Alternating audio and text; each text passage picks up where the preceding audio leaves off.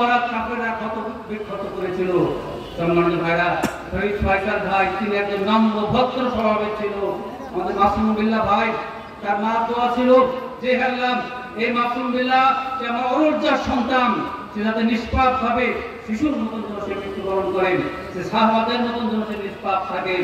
সে যখন শাহাদাত বরণ করেছিল, তার মা আফসোস করে বলেছিল, হে আল্লাহ, আপনি আমার দোয়া এভাবেই কবুল করবেন, শাহাদাত বরণ করার মতো দিয়ে নিষ্পাপ ভাবে আপনি আমার দোয়া কবুল করবেন।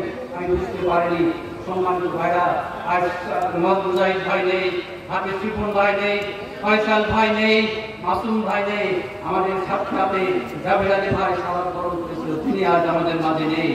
তাদের যে স্বপ্ন, সে স্বপ্ন আজকে আমাদের মাঝে বেঁচে আছে।